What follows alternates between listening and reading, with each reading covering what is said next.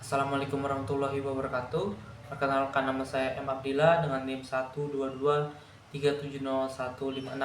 Pada kali ini saya akan membahas tentang valuasi tambang minggu ke-5. Nah, di minggu ke-5 ini ada beberapa poin yang akan saya jelaskan. Yang pertama, poin analisis kelayakan.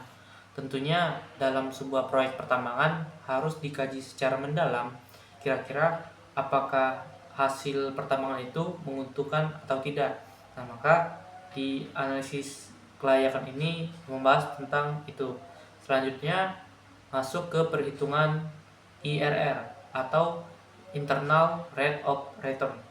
Nah, ini seperti yang di awal tadi, ini dari awal suatu proyek menjadi nol. Sederhananya, IRR ini adalah tingkat pengembalian yang diharapkan dari suatu investasi. Jadi, investasi yang telah panjang harus juga diperhitungkan apakah nantinya pengembalian hasilnya itu diharapkan kembali dengan sesuai. Nah, untuk IRR ini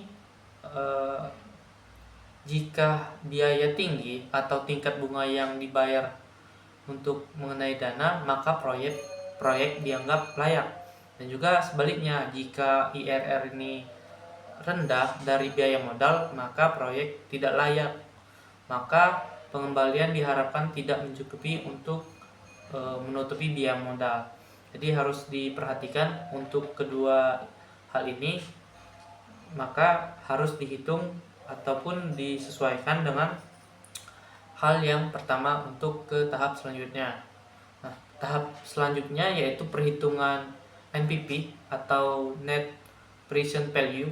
Nah, ini adalah selisih antara nilai dari arus kas masuk, itu pendapatan yang dihasilkan, nah, dengan dari arus yang keluar. Jadi singkatnya, NPV ini arus masuk kas atau masuknya uang dan juga keluarnya uang, maka itu adalah NPV. Nah, untuk NPV ini ada juga mirip kayak IRR tadi, ada juga yang harus diperhatikan. Nah, jika NPV positif, proyek dianggap layak karena nilai sekarang dari pendapatan besar dari biaya sekarang. Nah, kalau misalkan NPV itu negatif, maka proyek tidak dianggap layak. Maka harus ibaratnya tuh harus mencukupi modal untuk di awal. Nah, dari konteks ini yang dapat kita ketahui kalau misalkan dari IRR, NPV itu sangat di mengenai uang. Nah, selanjutnya itu ada PBP. PBP ini adalah payback period, mana ini adalah waktu yang dibutuhkan untuk mengembalikan total investasi dari suatu proyek. Nah, ada juga ketentuan dari PBP ini. Jika PBP itu lebih pendek, menunjukkan bahwa investasi dapat kembali cepat. Dan sebaliknya, kalau misalkan PBP ini panjang, menunjukkan bahwa investasi waktu yang dibutuhkan itu lebih lama.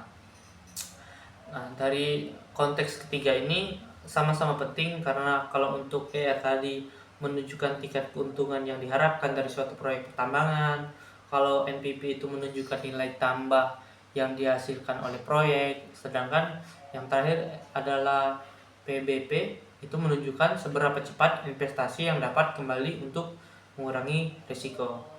Jadi analisis ini ada 3 faktor itu yang harus diperhatikan. Itu saja yang dapat saya jelaskan. Terima kasih. Wassalamualaikum warahmatullahi wabarakatuh.